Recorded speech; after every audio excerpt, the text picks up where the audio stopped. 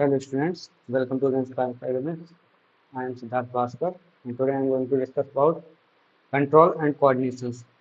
So it is the chapter number 6 in class 10. Okay, तो आप लोग इसको देखिए और समझिए पढ़िए. ओके, तो हम देखते हैं क्या सबसे पहले एक चीज होती है. देखो क्या होता है, जैसे कोई इन्वायरमेंट के लिए हम रिस्पॉन्स करते हैं. जैसे हमारे आसपास इन्वायरमेंट है या कोई लिविंग ऑर्गेनिज्म है ना. लिविंग ऑर्गेनिज्म क्या करता है, एक रिस्पॉन्स करता है किसी भी एक्टिविटी को लेके, या फिर हम बोल सकते हैं क्या चेंज हो रहा है इन्वायरमेंट में. जैसे सडनली किसी ने आवाज दिया तो आवाज के अकॉर्डिंगली हमने क्या किया, रिस्पॉन्ड. ओके, तो रिस्पॉन्ड कर रहे हैं हम. तो ये सभी के लिए होता है. तो हम लोग एक वर्ड आता है स्टिमुलाई करके, है ना. स्टिमुलाई, तो ये क्या होता है, the changes in the environment, in the environment so the changes in the environment to which the organism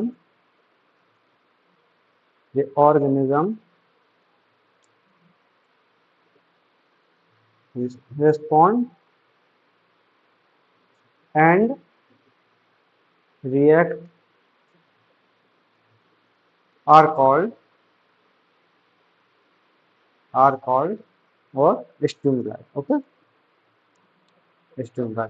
तो हमने क्या देखा कि जैसे कोई चेंज होता है सडन चेंज हो सकता है वो, या फिर कोई सा भी किसी भी टाइप का चेंज हो सकता है. जैसे ठंडी सर्दियों के मौसम में ठंडी हवा चलने लगती है तो हम लोग और ज्यादा गर्म कपड़े पहनने का ट्राई करते हैं. तो वैसे हम बोल सकते हैं क्या, तो स्टिमुलाई क्या है, the changes in environment to which the organism respond and react are called stimuli. यानी कि हम जो रिस्पॉन्स करते हैं या फिर हम रिएक्ट करते हैं, कैसे रिस्पॉन्ड या फिर रिएक्ट कर रहे हैं, तो इन्वायरमेंट के चेंजेस के साथ में, तो हम उसे क्या बोलेंगे, स्टिमुलाई. जैसे हमारे साथ में हम एग्जांपल ले लेते हैं. एग्जांपल क्या होगा, जैसे हमारी बॉडी पे कहीं बोल सकते हैं मक्खी बैठ गई, तो हम लोग क्या करते हैं, उसको हटाने के लिए थोड़ा सा कहीं हाथ चलाएंगे या फिर अपनी स्किन को या फिर अपने हैंड्स को मूव करेंगे, है ना, तो जिससे कि वो मक्खी हट जाए. ऐसे हम लोग बोल सकते हैं कुछ जो ट्रीज होते हैं, जैसे एक ट्री होता है मिमोसा पुडिका.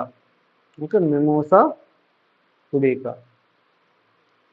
तो ये जो प्लांट होता है, जैसे हम हिंदी में बोलते हैं छुई मुई या फिर डोंट टच मी करके एक प्लांट होता है, तो उसका क्या होता है, जैसे हम लोग उसको टच करते हैं तो उसकी जो लीव्स होती है वो श्रिंक हो जाती है. मीन्स हम क्या बोलते हैं कि इसकी जो लीफ है श्रिंक होने लगती है जैसे हम उसको टच कर रहे हैं. क्यों होने लगता है, क्योंकि उसके जो नेचर है वो ऐसा ही एक रिस्पॉन्स करता है किसी भी चीज के लिए. जैसे ह्यूमन बॉडी हुई या फिर किसी भी अदर एनिमल के लिए बॉडी हुई, तो वो क्या करता है, एक तरह से रिस्पॉन्स किया उसने.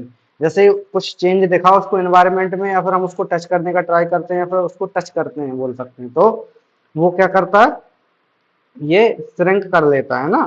प्लांट है मिमोसा पुडिका. ओके, तो इसे हम क्या बोल सकते हैं कि ये रिस्पॉन्स करता है. ऐसे हम बोल सकते हैं क्या, जैसे लॉयन हुआ, तो लॉयन क्या करता है, ये जैसे उसको शिकार दिखेगा तो वो एक तरह से रिस्पॉन्स करता है उसके लिए. तो हम एग्जांपल्स ले सकते हैं, अपना भी ले सकते हैं, ह्यूमन रिएक्ट और रिस्पॉन्ड टुवर्ड्स साउंड बोल सकते हैं. साउंड के लिए करते हैं ना, तो साउंड डिफरेंट डिफरेंट टाइप के साउंड्स के लिए रिएक्ट करते हैं, है ना. जैसे मेमोसा पुडी का जो प्लांट है वो क्या करता है, it leaf shrinking leaf gets shrink. Okay, while we touch. Okay, while we touch it. तो हम लोग बोल सकते हैं क्या, कि जब भी हम इसे टच करेंगे तो इसकी जो लीफ होंगी वो श्रिंक होने लगती है. वैसे ह्यूमन क्या करते हैं, रिएक्ट करते हैं साउंड के लिए ना, तो साउंड के लिए ऐसे रिएक्ट करते हैं. तो हम लोग और एग्जांपल देख सकते हैं या फिर और आगे देखते हैं. तो आगे क्या होगा इसके बाद, जैसे हम बोल सकते हैं क्या,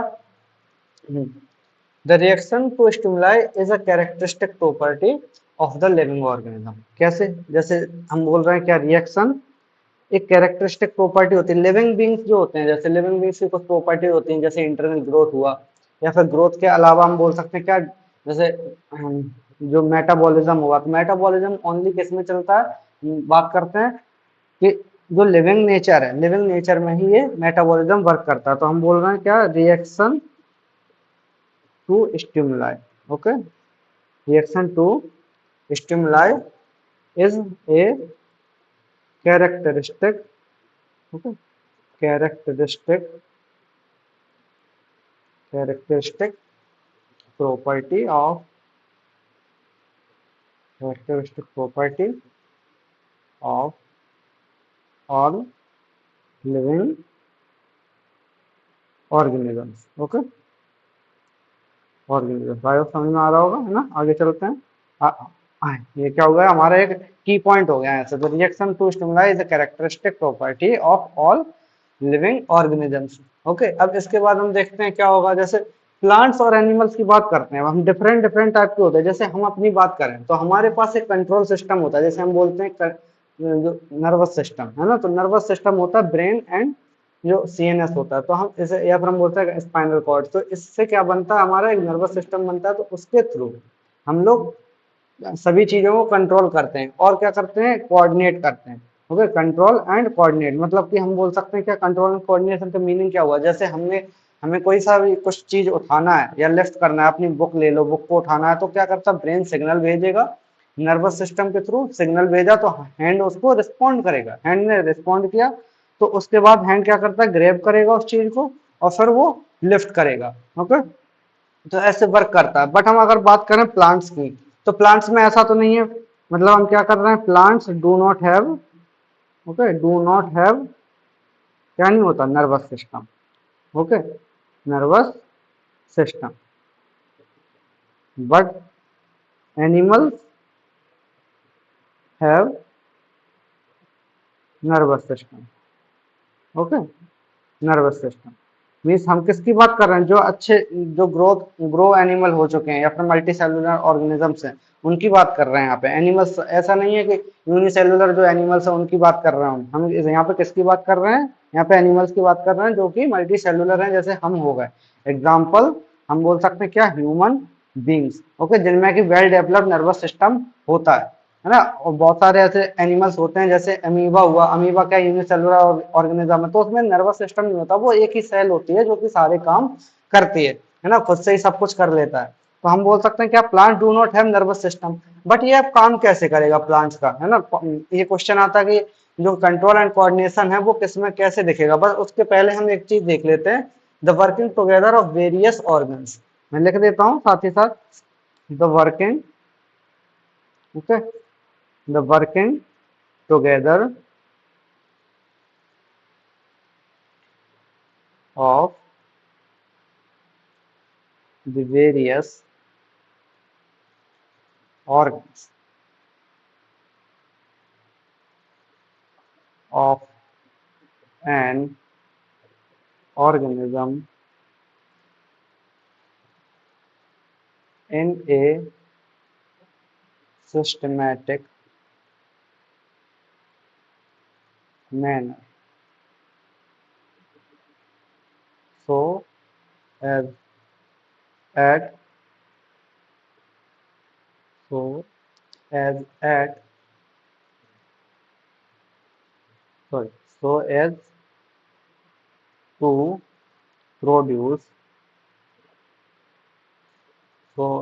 produce proper response, proper response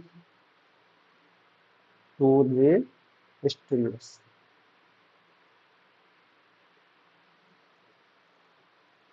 is called coordination. Means हम किसकी बात कर रहे हैं यहाँ पे, कोऑर्डिनेशन हम बोलेंगे किसको, कोऑर्डिनेशन हम इस चीज को बोलेंगे जैसे हमारे जो फंक्शंस हैं, हैंड, और हम बोल सकते हैं पैरों का, हाथों का, या फिर अलग अलग बॉडी ऑर्गन है, वो एक साथ में वर्क करें। और इनको कंट्रोल कौन करता है, हम बोल सकते हैं ब्रेन, है ना। तो ये सब सब चीजें जो है एक साथ में जब काम करती हैं और एक सिस्टमेटिक मैनर में काम करती हैं। जैसे फॉर एन एग्जाम्पल अगर हम देखें तो कोई साउंड हुआ अचानक से, है ना, कहीं पे बोल सकते हैं क्या, एक पटाखा फोड़ा, है ना। तो हम फायर क्रैकर्स की बात कर रहे हैं, फायर क्रैकर्स कहीं से अचानक से फोड़ गया, तो उसके लिए हम क्या रिस्पॉन्स करते हैं, जैसे हमने अचानक से ब्रेन ने सिग्नल को रिसीव किया, सिग्नल को रिसीव करके वैसे हमारी बॉडी थोड़ा सा रिस्पॉन्स करती है, या फिर हम बोल सकते हैं अपने कान हम लोग खुगाने लगते हैं जैसे, है ना। तो ये सारे जो रिस्पॉन्सेस हैं, तो एक सिस्टमेटिक मैनर है, जैसे हमने सिग्नल रिसीव किया तो उसी के अकॉर्डिंग हम अपने सारे ऑर्गन्स में सिग्नल पहुंचा सकते हैं, या फिर हम बोल सकते हैं उसी पर्टिकुलर ऑर्गन को पहुंचाएंगे सिग्नल जिसकी उस टाइम पर रिक्वायरमेंट होगी। तो एक सिस्टमेटिक मैनर में सारी चीजें होती हैं, और इसे हम क्या बोल रहे हैं, कोऑर्डिनेशन। ओके, और ये सारी चीजें जो कंट्रोल कर रहा है वो हमारे अंदर तो ब्रेन है, या फिर ब्रेन एंड स्पाइनल कॉर्ड की हम बात करते हैं, ये सारी चीजें हमारे अंदर कवर मतलब कि कंट्रोल कर लेता है। बट अगर हम बात करें क्या प्लांट्स की, तो प्लांट्स अलग अलग टाइप से रिस्पॉन्स करता है। अब हम सीधा देख लेते हैं सबसे पहले क्या, control and coordination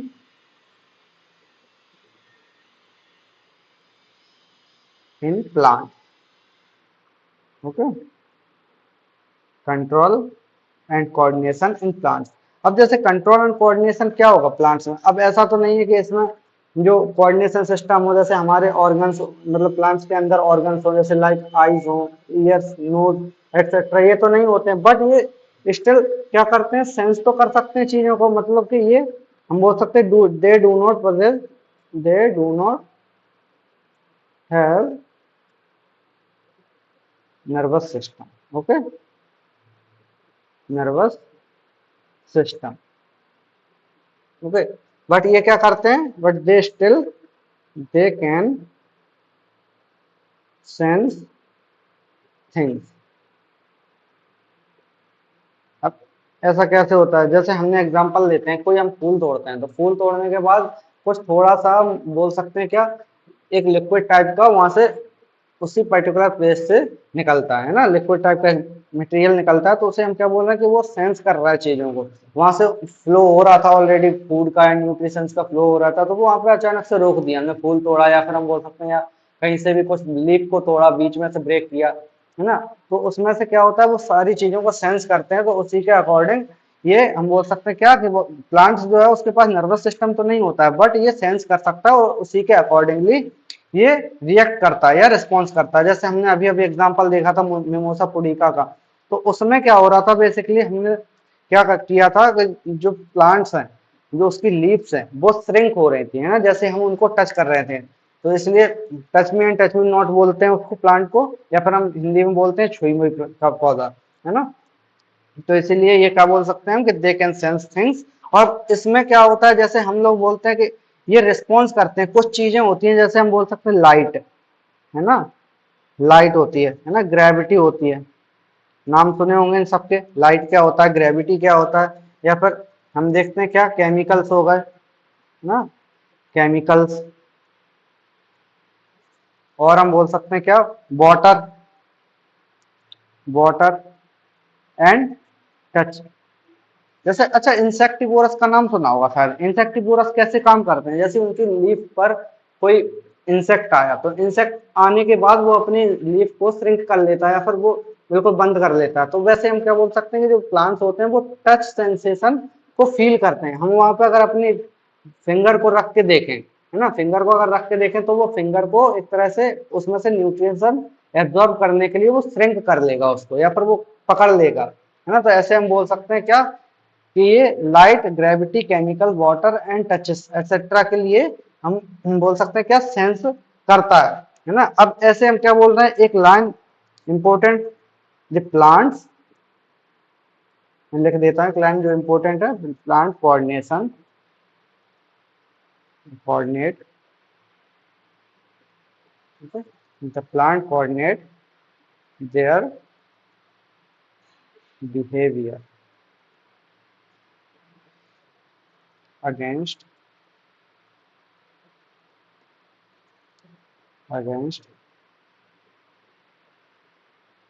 environmental changes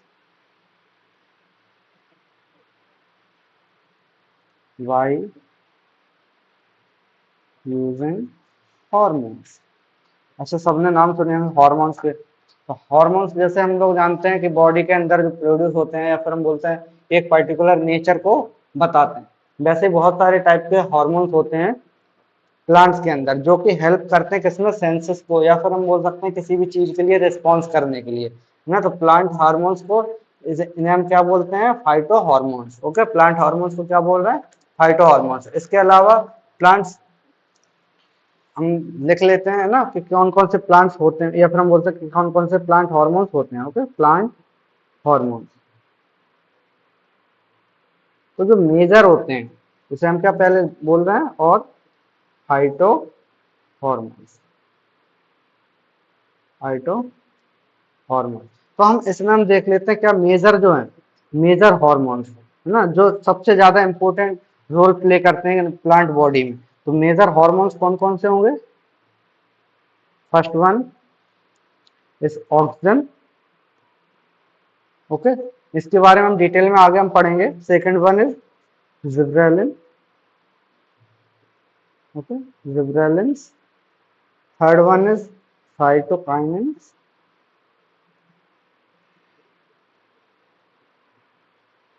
and fourth one is abscisic acid, इसे हम क्या बोलते हैं, और ABA। ओके, तो ये सारे जो चार टाइप के हैं, oxygen, gibberellin, cytokinin and abscisic acid. तो ये जो है प्लांट्स, वो क्या करते हैं, बेसिकली सारे जो प्लांट को कंट्रोल करने का काम करते हैं, है ना। या फिर हम बोल सकते हैं जो मेजर पार्ट है प्लांट्स को कंट्रोल करने के लिए, तो वो यही सारे जो चार हार्मोन्स हैं ये करवाते हैं, है ना, जिसे हम क्या बोल रहे हैं, प्लांट हार्मोन्स या फिर फाइटो हार्मोन्स। अब इसके बाद हम देख लेते हैं एक एक से इनकी वर्किंग। अब वर्किंग क्या होगी, सबसे पहले हम देख लेते हैं क्या, ऑक्सीजन। ओके, तो ऑक्सीजन हार्मोन जो होगा वो क्या करेगा, देखो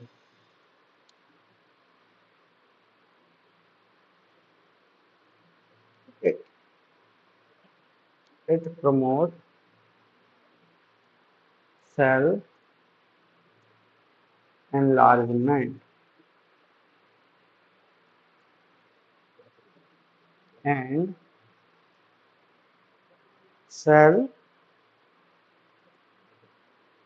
differentiation।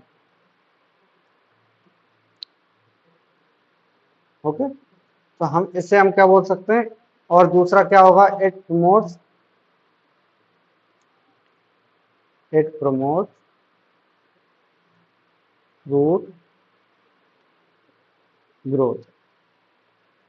तो एक तरह से हम बोल सकते हैं क्या, ऑक्सीजन को ग्रोथ हार्मोन, ग्रोथ हार्मोन कैसे, जो एनलार्जमेंट क्या करवा रहा है, एनलार्जमेंट, या फिर हम बोल सकते हैं प्रमोट करवा रहा है सेल्स को, और उसमें डिफरेंशिएशन भी कर रहे हैं। तो जैसे डिफरेंशिएशन कैसे, कि कौन सी जो सेल है वो कहाँ पर क्या बनाएगा, जैसे लीव्स की सेल्स हैं वो किस टाइप से, जो लीव्स में सेल होती है, या फिर उसमें जो हम बोल सकते हैं क्या होता है, क्लोरोफिल होता है या स्टोमेटा होता है, तो वो गार्ड सेल्स होती हैं उसमें बहुत सारी। तो हम बोल सकते हैं क्या, कि वहां पर क्या वर्क करवाएंगे, कैसे काम करेंगे, और उनकी जो इनलार्जमेंट है वो मतलब हम बोल सकते हैं ग्रोथ, वो कैसे करवाएगा। तो ये काम कौन करवाता है, हम बोल सकते हैं ऑक्सीजन हार्मोन। और दूसरी चीज ये क्या करवाता है, फ्रूट ग्रोथ करवाने में, जैसे कोई प्लांट है उसमें फ्रूट्स लगेंगे के, मतलब फ्रूट्स कितने अच्छे से लगेंगे, कितने टाइम में लगेंगे, ये सारी चीजें वो ऑक्सीजन हार्मोन के कंट्रोल में रहती हैं। अब हम देखते हैं सेकंड हार्मोन। सेकंड हार्मोन क्या है, जिब्रेलिन्स। Okay, gibberellins. जिब्रेलिन्स क्या है, basically it promote cell enlargement and cell differentiation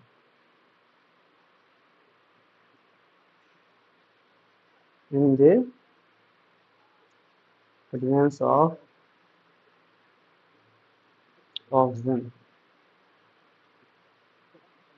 okay, और ये क्या करता है, it help in breaking the dormancy dormancy in seeds and buds। Okay, ये और थर्ड काम क्या है इनका, ऑल्सो प्रमोट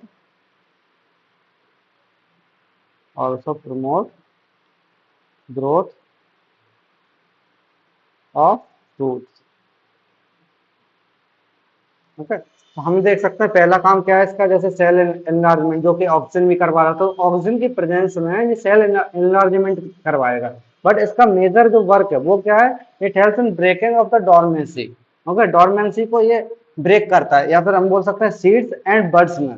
तो सीड्स और बड्स में डोरमेंसी को, जैसे कोई फ्रूट है वो लगने के लिए तैयार है, जैसे हम लोग जर्मिनेट करवाते हैं, तो जर्मिनेट करवाने के लिए डोरमेंसी का टूटना बहुत जरूरी है। तो डोरमेंसी तोड़वाने के लिए क्या करते हैं, जिब्रेलिन जो हार्मोन है वो वर्क करवाता है। और तीसरी चीज ये भी, ग्रोथ ऑफ फ्रूट, या फिर हम बोल सकते हैं फ्रूट की ग्रोथ है उसको प्रमोट करवाता है। अब इसके बाद है हमारे पास थर्ड हार्मोन। थर्ड क्या है, साइटोकाइनिन। ओके, साइटोकाइनेस। तो ये क्या करवाएगा, हम बोल सकते हैं प्रोमोट सेल डिवीजन। ओके, सबसे पहला काम इसका क्या है, promote cell division. Cell cell cycle and cell division पढ़ा होगा 9th क्लास में, है ना। हम बोल सकते हैं क्या, सेल डिवीजन, जैसे माइटोसिस एंड मियोसिस हम बोलते थे, तो उनमें ये जैसे डिवीजन कैसे हुआ, कहीं पे जैसे प्लांट को प्रॉब्लम हुई है, कहीं पे कट लग गया है ना, या फिर हम तोड़ देते हैं कहीं से भी, तो वो क्या करेगा, cell cycle and cell division के थ्रू वहां पर रिपेयरिंग का काम करवाएगा। ओके, और हम बोल सकते हैं क्या, delay the ageing. Okay, delay the ageing in leaves. ये क्या हो गया, इसके दो मेन फंक्शंस हो गए, एक तो प्रोमोट सेल डिवीजन और दूसरा डिले द क्या, एजिंग इन लीव्स। ओके, और क्या करवाएगा ये, ओपनिंग ऑफ स्टोमेटा को कंट्रोल करता है। ओपनिंग ऑफ स्टोमेटा नहीं होगा अगर, जैसे हम बोलते हैं ओपनिंग ऑफ स्टोमेटा, स्टोमेटा सबको पता होगा क्या होता है। तो स्टोमेटा की ओपनिंग जो करवाते हैं, जैसे गार्ड सेल से क्या करते हैं, गार्ड सेल को कंट्रोल कर लेता है ओपनिंग ऑफ स्टोमेटा। मतलब स्टोमेटा क्या करता है, कार्बन डाइऑक्साइड को एब्जॉर्ब करता है फ्रॉम द एनवायरमेंट। अगर उसने एनवायरमेंट में इसे एब्जॉर्ब करना है तो ओपनिंग करना बहुत जरूरी है। तो ये साइटोकाइनिन जो हार्मोन है वो कंट्रोल करता है ओपनिंग ऑफ स्टोमेटा को। इसके अलावा क्या करता है ये, also promote also promote fruit growth. Okay, तो ये क्या करता है, फ्रूट ग्रोथ को भी कंट्रोल करता है इन द प्रेजेंस ऑफ, हम बोल सकते हैं ऑक्सीजन हार्मोन, ना अकेले तो नहीं करता, बट ये ऑक्सीजन हार्मोन के मतलब साथ में दोनों काम करके ये प्रमोट करवाते हैं किसको, फ्रूट ग्रोथ को। ओके, तो अब हम देखते हैं क्या, एब्सिसिक एसिड। एब्सिसिक एसिड जिसे हम और क्या बोल रहे थे, ABA short form. Okay, ABA। तो ये क्या करवाता है, ये प्रमोट करवाता है क्या, wilting and falling of leaves. Okay, abscisic acid क्या करवाता है, विटिंग, या फिर हम बोल सकते हैं क्या, wilting, sorry, wilting and falling of leaves. जैसे कोई लीफ है वो गिरती है, तो गिरने के लिए उसको हम बोल सकते हैं प्लांट से टूटना जरूरी है, तो हम क्या देख सकते हैं, वाइटिंग एंड फॉलिंग ऑफ लीव्स को कंट्रोल कौन करवाता है, एब्सिसिक एसिड। या फिर हम बोल सकते हैं जो प्रमोशन है, promotion the closing of stomata, मतलब कि जो इट प्रमोट क्लोजिंग, या फिर हम बोल सकते control the closing of stomata. Okay, stomata को मतलब क्लोज करवाने में ये हेल्प करता है। जैसे अब इसका काम कब पड़ता है, जैसे नाइट के टाइम पे जब फोटोसिंथेसिस की रिएक्शन नहीं होती है, तो उस टाइम पे जो क्लोजिंग होगी स्टोमेटा की, है ना, तो स्टोमेटा को बंद करवाने के लिए एब्सिसिक एसिड की रिक्वायरमेंट वहां पे पड़ती है। मतलब बोल सकते हैं कहाँ, रात के टाइम पे, है ना, या फिर हम दिन में भी देख सकते हैं, तो दिन में तो स्टोमेटा ओपन हो रहते हैं, बट रात के टाइम पे क्या होता है, क्लोज करवाने के लिए हमें एब्सिसिक एसिड की रिक्वायरमेंट होती है। ओके, और हम देखते हैं, और लास्ट इसका एक और वर्क होता है, जैसे promote the dormancy, okay, the dormancy of